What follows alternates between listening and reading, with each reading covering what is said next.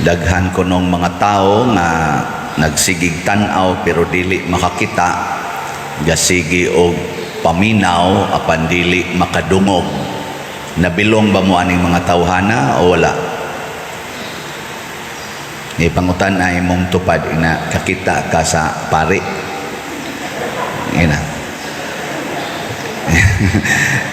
Ang dapit sa imong ing na kakita ka sa pari, niya ang dapit sa to ing na naminaw ka sa pari. Panahon ni Jesus nahitabo na daghang mga tao siging kuyog niya, linibogan ito kani jotay raman ni mo na minus ro tag kolekta ni kadto daghan kayo tag 3,000, 5,000 ka tao, perting daghanang tao magsingsunod niya. Pero matod pa ni Jesus, kamura gyud.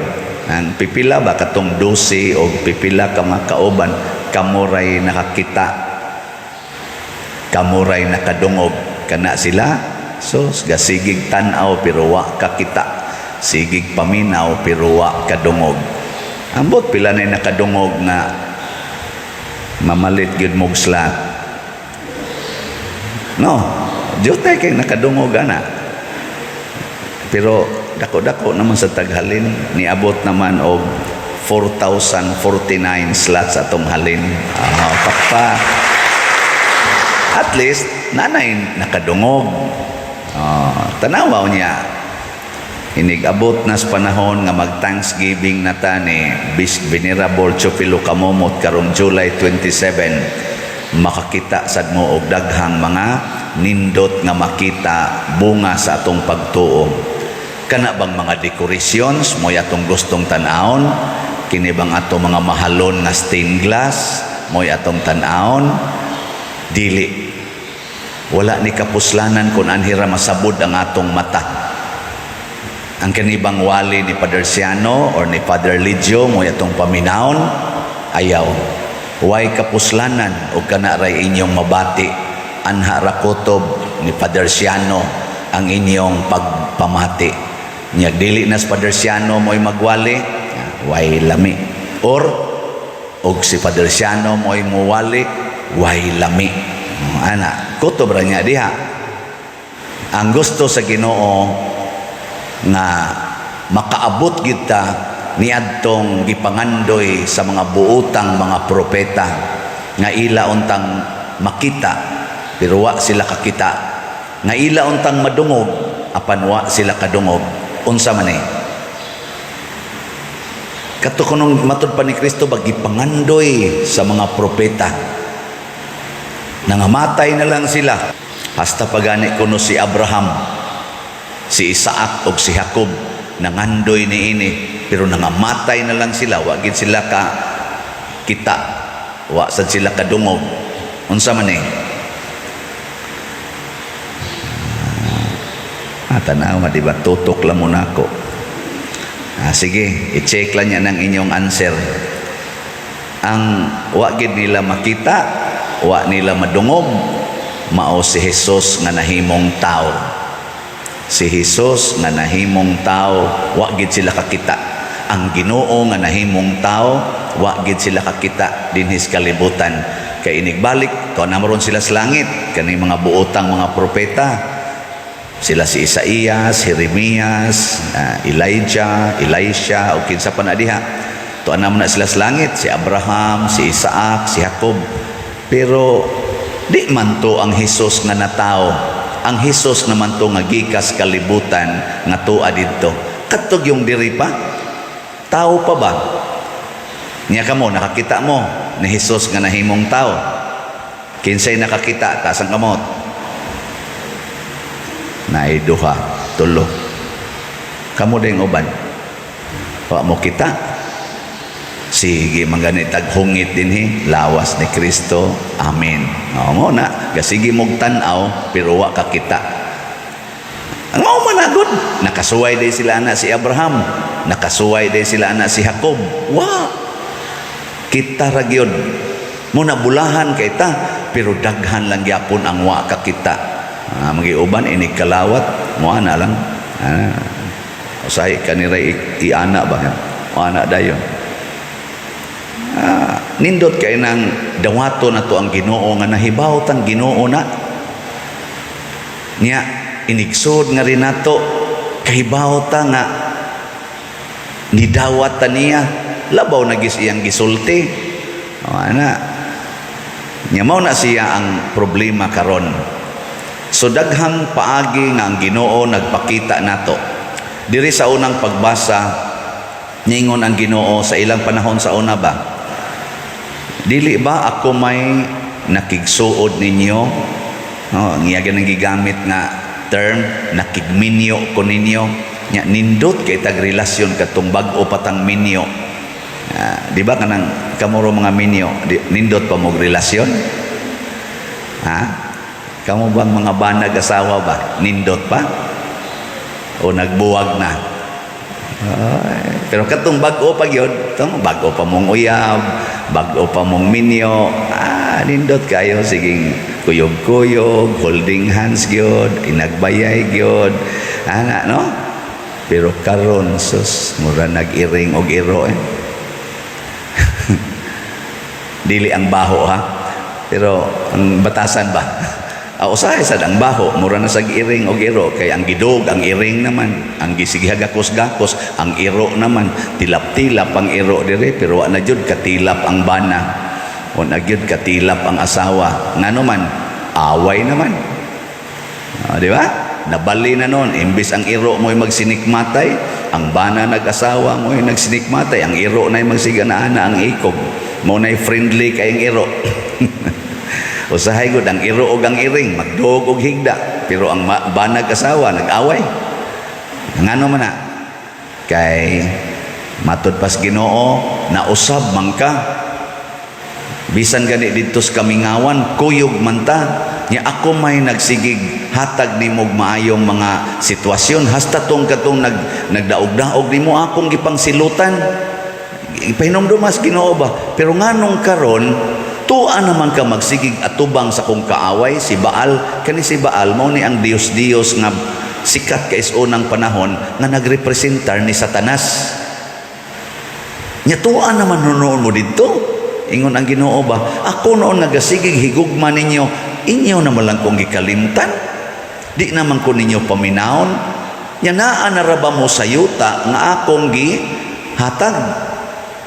Inyo naman hinong gihugaw-hugawan ang yuta nga akong gihimo gipahimutangan inyo. Kinibitang atong simbahan magsigit tag ingon dinhi ato gining limpyuhan ha. Bisag kanina lang ba? Ayaw ibunal ang kanang lingkuranan. Ibunal yun. Naagi magbadlis-badlis diya sa itong mga bangko. Sinaw ra ba kayo ng bangko? Tanawa, di ba na mga garas-garas? Bantay mo. Naapagi mo bilin sa mga tissue, mobilin sa mga mineral water. Kana bang, di gyud kayo baka feel ba? Kay lagi, why paghigugma sa naghatag. Giatiman tani kay ang naghatag ani porting daghana sobra na mga 50,000 ang naghatag aning atong mga facilities dinhi o atog yung iphontanan. Ang uban ana gabalik-balik na lang naghatag, pinaagig palit og slots atong ampingan kining ilang hinatag para mo bisita sila dinhi.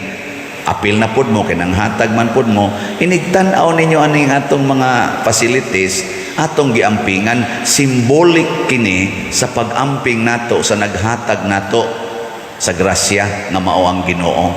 Ampingan na karon asa man magpakita ang Ginoo, duha ka paagi ang basic: sacramental and real.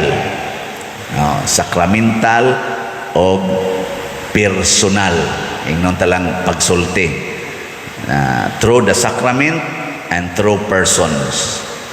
Mao na ang pagpakita sa Ginoo.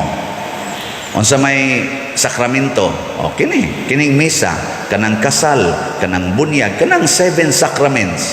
So ayaw gyud usik-usiki ang panahon. Naiuban maingon dayon unya lang ni bunyagan ang bata ika 1 year. Ngano man imong gilangan ang pagpakigambit sa Ginoo pinaagi sa sakramentos bunyag. Na gani uban bunyagan tiguwang na. Ngano man wa lagi in taon kasabot na kini di ang mga sakramento mao di ni ang pagka-encounter nato sa Ginoo. Mauna ang presence of Jesus. Naiuban gapuyo-puyo. Nganong gapuyo-puyo mamo? Ingon, di sa mi pakasal pa dir kay wa pa mi budget kana ra bang kwarta dinis kalibutan. Mauna si Baal sa ilang panahon sa una. Representative sa yawa kanang kwarta. Bantay mo ana. Kisa maro inyong gihigugma, si Baal o ang Ginoo? Kinsay nahigugma ni Baal or ni kwarta? Tasa kamot. Tanawa, mga bakakon lagi gid mo. Kinsa dinhi ang dunay utang? Tasa kamot. Ay pamakak. Nganong nakautang man ka? Kay kwarta ang imong gihuna-huna. Na, wag aon ta ka makautang sa to pa, gasalig kas Ginoo. Utangon day ng Ginoo day nga di mo na utangon ang kwarta raman. Mo na kay nisalig mo kas kwarta, ngutang ka. Kinsa dinhi ang maningil og utang? Kasang kamot. Wow, para bagyo na. Ako lang yung suwayag testing ba kay usahay man God ang atong gihigugma si Baal, ang material things, ang idolatry, ang mga Diyos-Diyos nga gituhuan nato nga manluluwas. Di oy, ang Ginoo mo ay manluluwas. Mo na ha, sacrament. Ikaduha, ang personal presence of Jesus, siya giga-declare ani. Ako na sa ning gisigag balik-balik. Unsay inyong gibuhat ngadtos labing ubos sa inyong isig katao, mao'y inyong gibuhat nga rikanako. Daghan kay nato dili ka kita Ginoo diha sa mga tulisan, diha sa mga kawatan, diha sa mga drug addicts, diha sa mga piniriso. Daghan kay nato nga di gyud ka kita Ginoo diha. Kinsa din hininyo nga ini kakita ninyo drug addict, moingon din ka ni ana si Jesus. Sige, tas kamo. Tanawa, di ba wa gyud? Ano man, ang inyong kita, hala, mangawat. Ang yawa, ang animal. Balikason pa.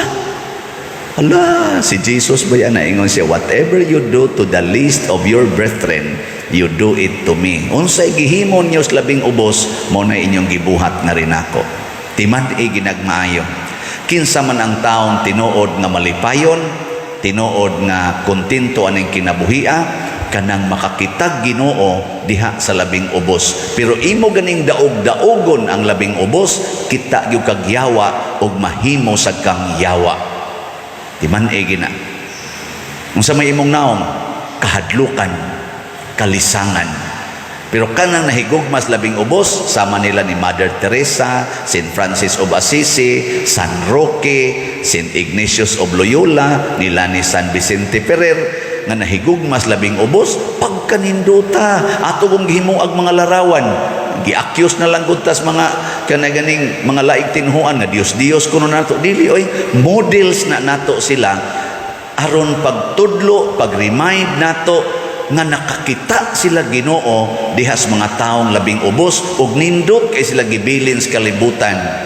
Karon ubay-ubay namang yung pari nga matay sa kalitlag kamatay, nagihaya pa manggani ang usa na mo kay igsoong pari, no, si Father Bobby Paraguya.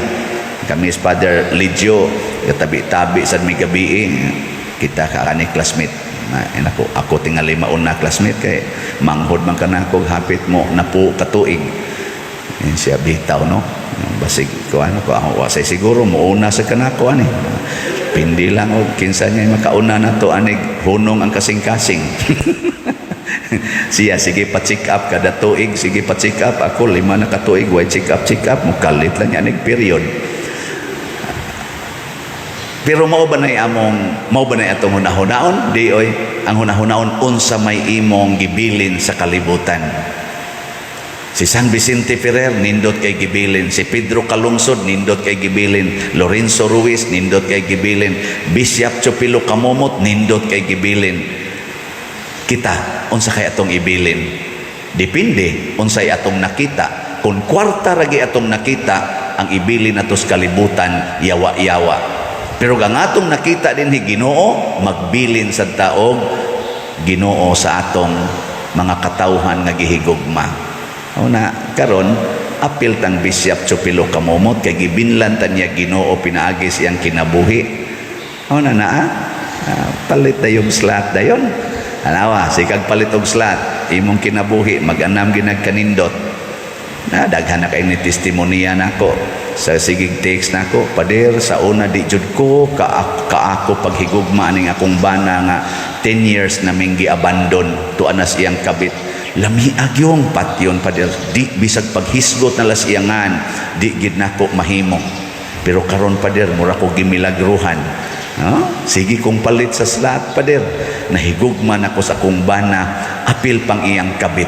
Nakasabot nako nga sila di ay maoy akong kana ganing kahimanan para ko mabag-o og malangit.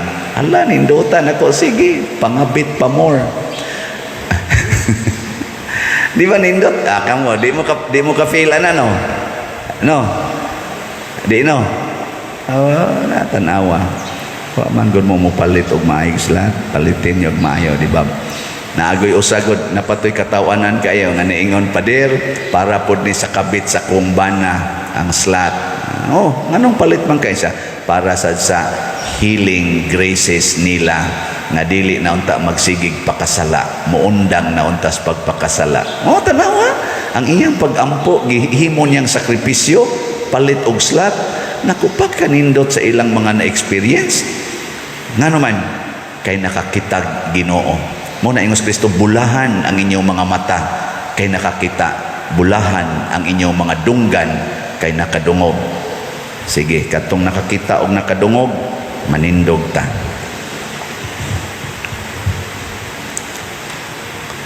Mga igsoon, ihalad nato ngadto sa Dios ang tanan natong panginahanglan sayod kita nga mamati siya og maluoy kanunay kanato. Muingon kita, Ginoo patalinghugi kami.